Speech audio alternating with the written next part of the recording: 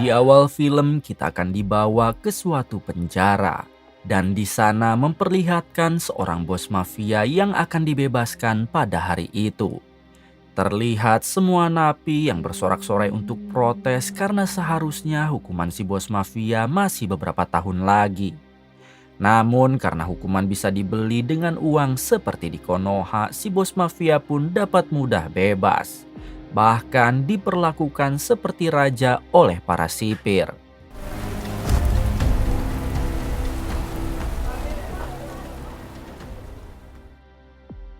Tak berselang lama, si bos mafia yang dijemput oleh para anak buahnya kini tiba di apartemen mewah.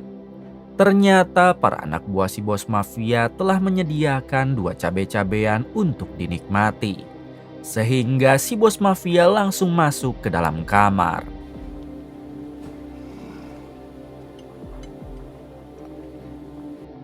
10 menit kemudian tiba-tiba ada satu anak buah si bos mafia yang muncul di balik jendela dengan kondisi tewas.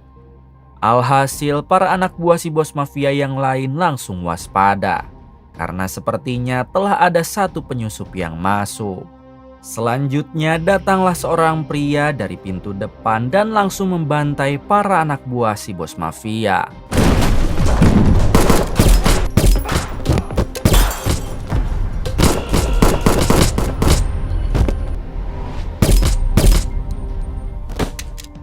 Setelah meratakan mereka semua, pria tersebut masuk ke dalam kamar si bos mafia lalu menodongnya.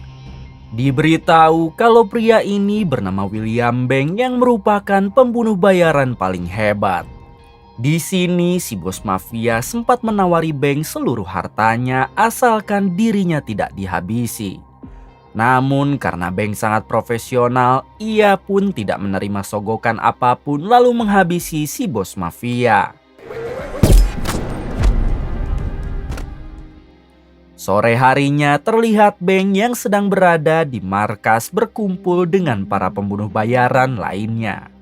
Ternyata Beng terikat dalam organisasi pembunuh bayaran yang diketuai oleh seorang pria tua bernama Tony. Ini orangnya.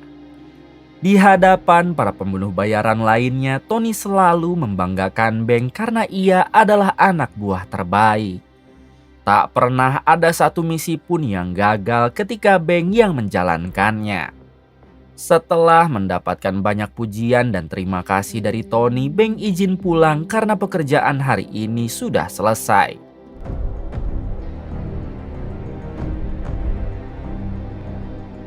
Selang beberapa saat, Beng tidak langsung pulang ke rumah, melainkan mendatangi dulu kekasihnya yang bekerja di tempat hiburan malam. Ketika bertemu, Beng mengajak kekasihnya yang bernama April untuk ngapel karena ia sudah lama tidak enak-enak. Manajer di sana sempat melarang mengingat April masih berada di jam kerja. Namun ketika melihat Beng, si manajer langsung ketakutan dan membiarkan April pergi. Kemudian Beng mengajak April pergi ke pameran lalu mereka pun naik beca angkasa. Gilanya mereka berdua malah beraha-aha di dalam beca angkasa itu, yang membuat editor tidak fokus ngedit.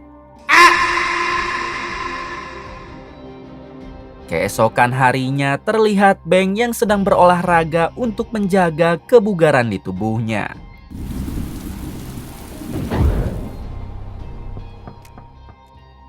Tak lama Beng kedatangan tamu yang ternyata itu adalah Tony, si ketua organisasi dan beberapa pembunuh bayaran anak buahnya.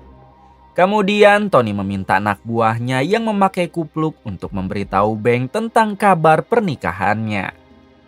Dengan penuh semangat, si kupluk memberitahu Beng kalau dirinya sebentar lagi akan menikah dan tiba-tiba Jesus, Dad. No. melihat si kupluk dihabisi, sontak Beng bertanya kenapa Tony melakukan hal tersebut. Di sini Tony menjelaskan untuk seluruh anak buahnya dilarang ada yang menikah. Karena itu hanya akan membuat mereka tidak fokus bekerja dan pensiun dini. Jadi untuk semua anggota organisasi jika sampai berani menikah atau pensiun belum waktunya maka dipastikan akan langsung dihabisi termasuk Beng. Setelah itu Tony memerintah Beng untuk membersihkan jasad si kupluk dan jangan sampai diketahui oleh siapapun.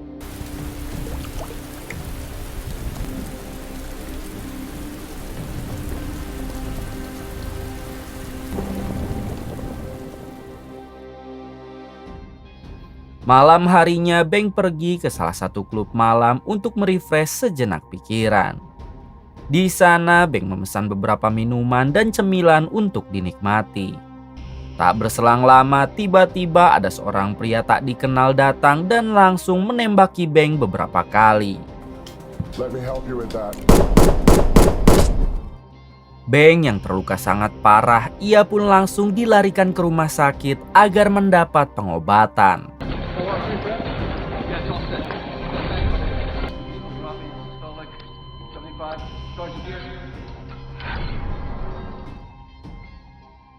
Tak lama datanglah Tony dengan beberapa anak buahnya. Tony meminta dokter agar menyembuhkan Beng dengan cara apapun. Jika sampai Beng tak selamat, Tony bersumpah akan menghancurkan rumah sakit ini. Yes. Oh, guys, control the flow. Control the flow. Taylor. All right, where are we at? More gas.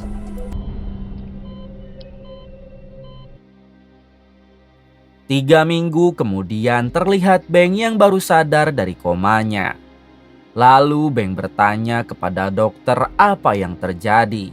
Karena seingatnya Beng ditembak di sebuah klub malam.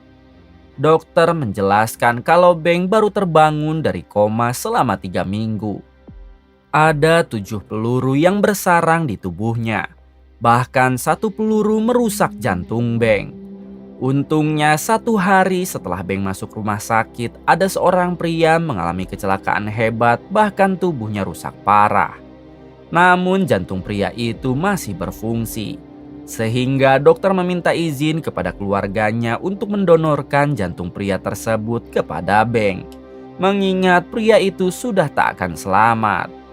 Alhamdulillahnya istri dari si pria memberi izin, jadi sekarang Beng hidup dengan memakai jantung pria tersebut. Oh, come on, I'm not dead. Well, that's normal.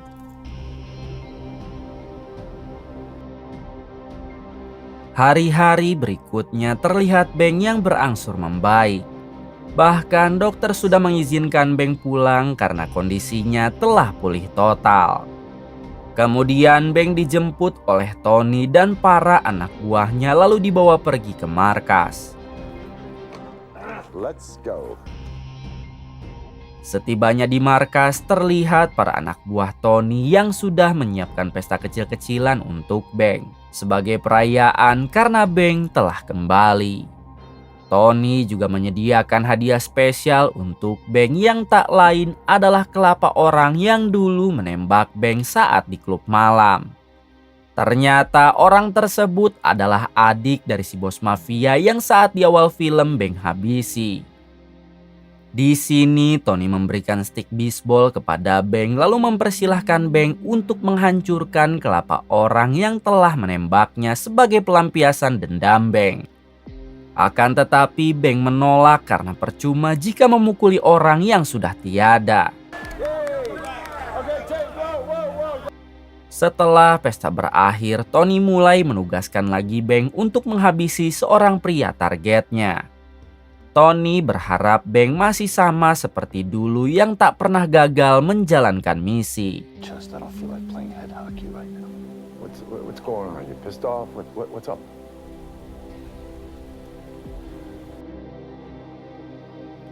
Malam harinya ketika hendak tidur, Beng melamun sejenak memikirkan bagaimana caranya berterima kasih kepada istri si pria yang jantungnya didonorkan kepada Beng.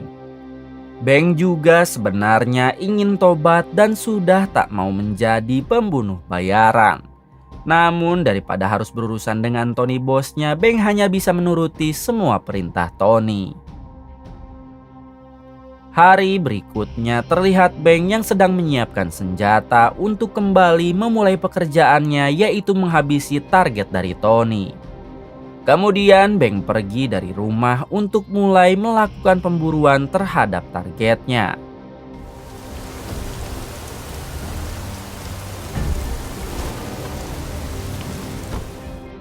Dengan cukup mudah Beng berhasil menghabisi si target yang saat itu sedang berada di dalam mobil. Tak lupa Beng memfoto orang tersebut sebagai bukti kepada Tony jika dirinya telah berhasil menyelesaikan pekerjaan. 2 jam setelah itu Beng mendatangi Tony untuk mengambil gaji. Di sini Tony memberikan bonus kepada Beng karena meskipun baru pulang dari rumah sakit, kehebatan Beng masih sama seperti dulu. Kemudian Tony meminta Beng untuk beristirahat karena hari besok akan ada pekerjaan lagi. Setelah Beng pergi, putra Tony yang bernama David bertanya kenapa Tony bangga sekali kepada Beng. Tony menjawab karena dia adalah pria hebat, tangguh, dan bisa diandalkan. Mendengar hal tersebut, David menjadi iri kepada Beng karena dirinya yang anak asli Tony tak pernah diperlakukan seperti itu. Keesokan harinya Beng mendatangi sebuah gedung yang sudah terbengkalai. Kemudian Beng membeli gedung tersebut lalu meminta penjaga di sana untuk melakukan renovasi. Sampai di sini kita belum diberitahu apa maksud Beng membeli gedung itu. Namun tentu kita akan tahu nanti.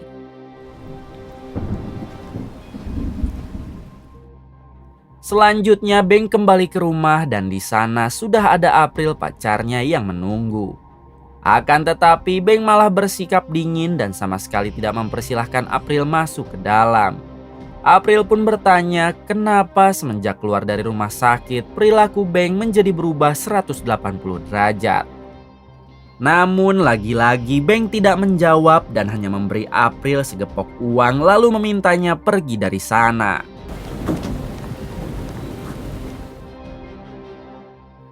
Sore harinya Beng pergi ke dekat rumah seorang wanita bernama Linda, lalu mengawasi Linda dari jarak jauh.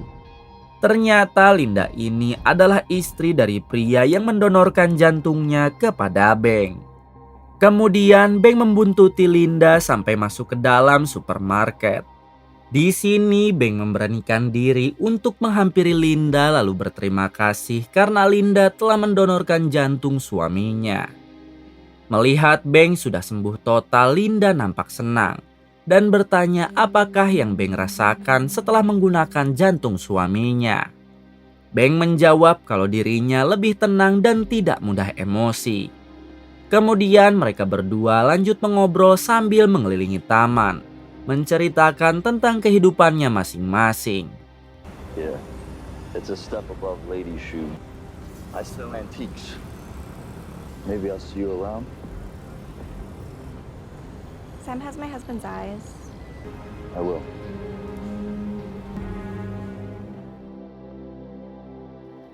Keesokan harinya terlihat Beng yang dipanggil oleh Tony lalu diberi pekerjaan untuk menghabisi seorang akuntan. Tanpa banyak fafifu, Beng bergegas pergi menjalankan pekerjaan tersebut.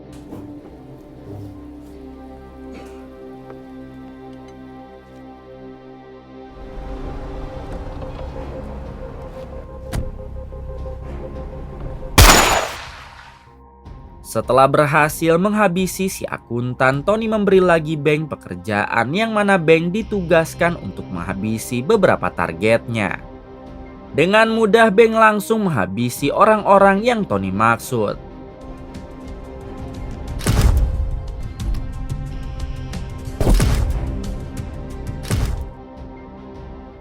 Setelah itu seperti biasa Beng mengambil gaji dari Tony setelah menghabisi beberapa orang. Namun di sana Tony sedang keluar. Jadi yang memberi Beng gaji adalah David, putra Tony. David merasa ada yang beda dari sikap Beng karena ia tak seperti biasanya. Beng beralasan kalau dirinya sedang tidak enak badan, jadi wajar jika sedikit pendiam.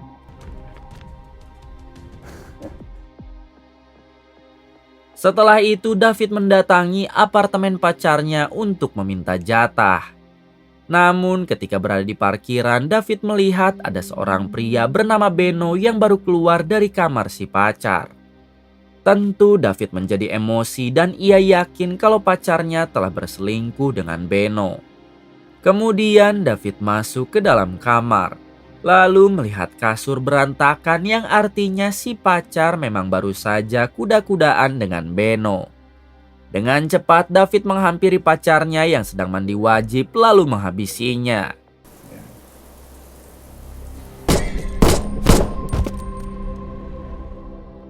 Selanjutnya David mengadu kejadian tersebut kepada Tony sang ayah. Sehingga Tony menugaskan Beng agar menghabisi Beno selingkuhan pacar David. Come on, I'll walk you to your car. I got a skin scrub in about an hour.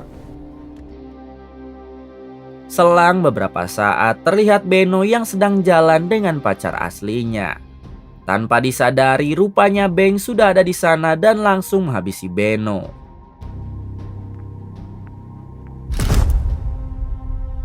Seperti biasa, Beng memfoto jasad Beno lalu dikirimkan kepada Tony sebagai tanda kalau pekerjaannya sudah selesai.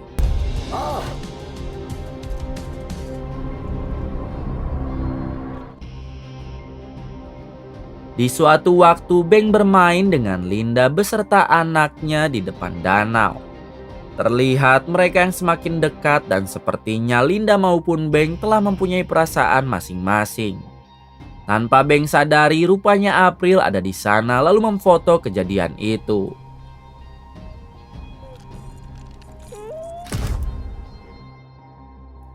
Malam harinya Beng mendatangi April di tempat kerjanya.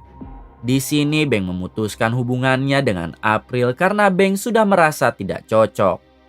Mendengar hal tersebut, April tak terima lalu mengatakan kenapa Beng lebih memilih Linda si janda anak satu ketimbang dirinya. April bersumpah akan menghancurkan hidup Beng jika ia benar-benar memutuskan hubungan ini. Akan tetapi Beng tak peduli dan tetap akan meninggalkan April. Come on, Bang. We've had trouble before. Let's work it out. Yeah, April. Setelah itu April mendatangi David si putra Tony. Di sini April memberikan foto Beng dengan Linda yang ia dapat sebelumnya. April mengatakan kalau sekarang sikap Beng telah berubah semenjak keluar dari rumah sakit. Beng juga sering menghabiskan waktu dengan Linda yang diduga menjadi pacar barunya. Di sini David tidak terlalu menanggap April karena menurutnya itu hanyalah hal wajar. Jika lelaki sudah bosan kepada wanita, maka pasti akan ditinggalkan dan sebaiknya April jangan terlalu berharap lebih. Hari berikutnya April yang memang ingin menghancurkan hidup Beng, ia pun kembali mendatangi David. Kali ini April memberikan sebuah alamat rahasia yang ditemukan di laci kamar rumah Beng. April meminta David agar mendatangi alamat tersebut, karena sepertinya ini sangat dirahasiakan oleh Beng. Mengetahui informasi itu, akhirnya David merespon dan ia akan mengecek alamat tersebut nanti malam. Singkatnya, malam hari pun tiba. Terlihat David sudah berada di alamat yang April berikan sebelumnya. Ternyata alamat tersebut adalah sebuah gedung yang dulu Beng beli. Dengan menggunakan mode senyap, David berusaha mengintip lewat jendela sebab di dalam terdengar suara ramai sekali. Di sini David dibuat syok tatkala melihat orang-orang yang sedang makan malam. Dan mereka semua adalah orang yang seharusnya Beng habisi, termasuk Beno si pria yang berselingkuh dengan pacar David. Dengan cepat David langsung memfoto mereka untuk dilaporkan kepada Tony sang ayah. Di waktu yang sama Beno melihat David yang sedang mengintip di jendela hingga ia pun berusaha mengejar.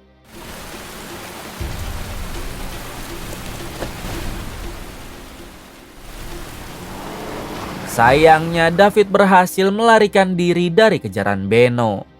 Kemudian Beno menghubungi Beng untuk memberitahu kalau tempat persembunyian mereka dan rahasia mereka telah ketahuan oleh David. Sontak itu semua membuat Beng ngahulang, karena sekarang ia dalam masalah besar. Di balik itu, David sendiri kini baru tiba di markas dan langsung memberitahu Tony kalau semenjak keluar dari rumah sakit, Bank tidak pernah menghabisi targetnya. Semua orang yang seharusnya Bank habisi dia bawa ke sebuah gedung lalu mereka disembunyikan di sana. David juga memberi bukti berupa foto dan jelas itu membuat Tony menjadi murka. Tony tak menyangka kalau Bank berani berkhianat kepadanya. Terungkap fakta kalau semenjak keluar dari rumah sakit, Bank memutuskan untuk tak pernah lagi menghabisi orang. Setiap pekerjaan yang Tony berikan itu hanyalah sebuah rekayasa. Bank pasti meminta targetnya agar berpura-pura mati lalu difoto untuk dikirim kepada Tony sebagai bukti. Yang padahal mereka semua tidak pernah Bank habisi lalu disembunyikan di gedung itu untuk sementara waktu.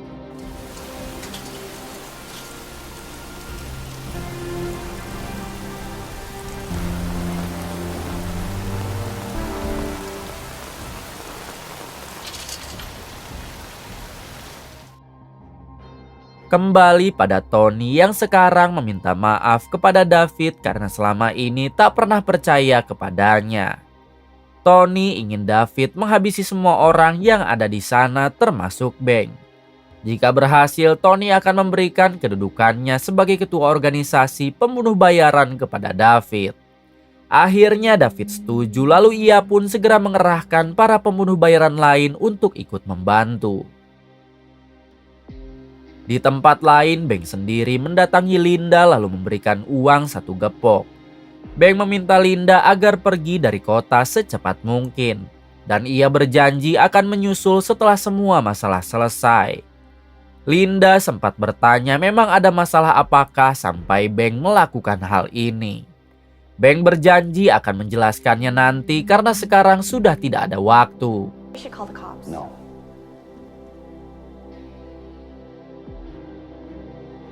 Selanjutnya Bank kembali ke rumah untuk mengambil persenjataan. Namun baru saja tiba di sana, Bank langsung diserang oleh beberapa pembunuh bayaran anak buah Tony.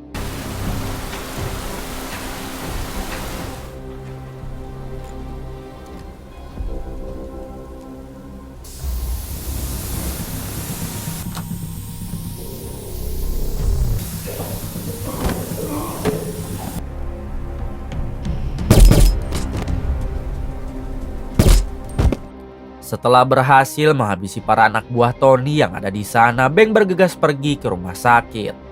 Alasan Bank pergi ke sana karena ia akan menggunakan helikopter rumah sakit agar bisa cepat sampai ke gedung tempat persembunyian.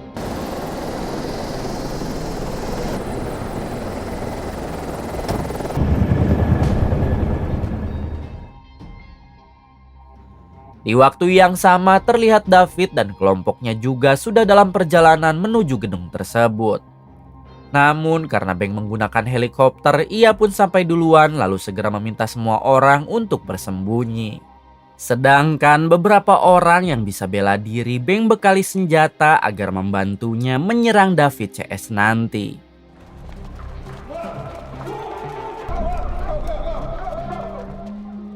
Selang beberapa saat, David beserta kelompoknya tiba hingga Bank langsung menyerang duluan dan terjadilah peperangan.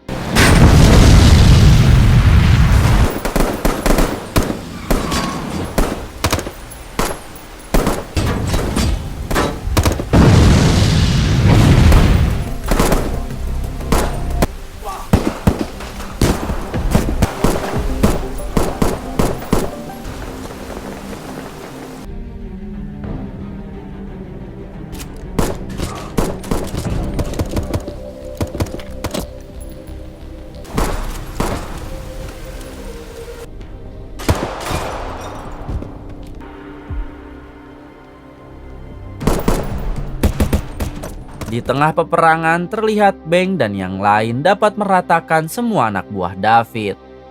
Kini yang tersisa hanya tinggal David seorang. Namun sayang ia berhasil menghabisi satu teman Bank. Melihat hal tersebut tanpa ampun, Bank langsung balik menghabisi David.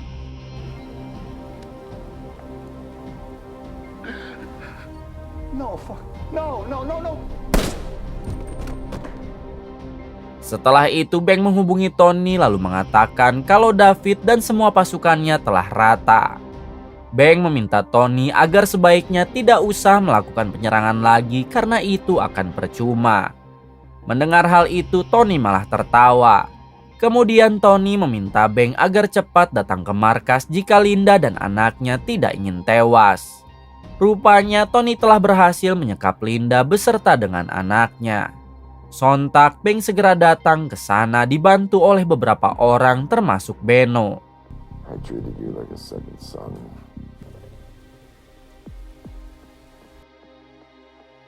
Setibanya di sana, Beng dan tim langsung menghabisi para anak buah Tony yang berjaga di luar.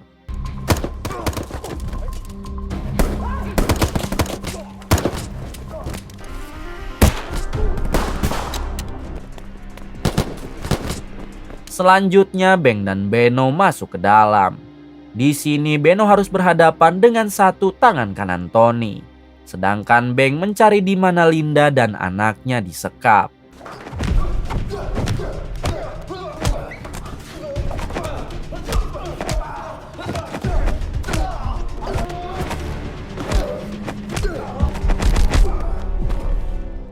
Setelah Beno berhasil menghabisi tangan kanan Tony, Beng juga berhasil menemukan anak Linda yang disekap.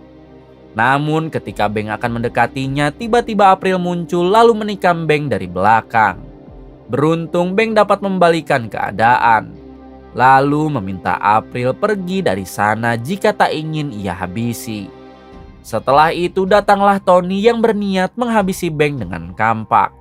Akan tetapi Beng lebih dulu menembak Tony sampai membuatnya koat.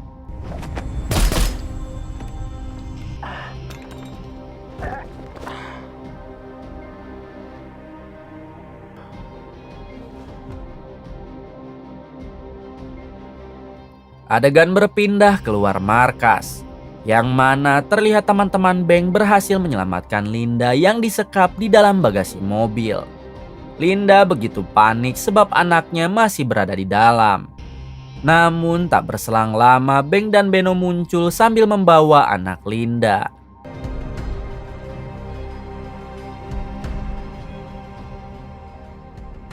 Pada akhirnya Beng dan yang lain dapat hidup dengan bebas karena Tony dan para anak buahnya sudah berhasil diratakan. 3 tahun kemudian terlihat Beng dan Linda yang kini sudah resmi menikah. Sekarang mereka memutuskan untuk membuka kafe di pinggir pantai sambil menikmati hidup yang sesungguhnya. Tamat. Terima kasih untuk semuanya yang telah menonton hingga akhir. Semoga kalian semua diberikan kesehatan dan rezeki yang berlimpah. Salam untuk semuanya dari Hampura Film.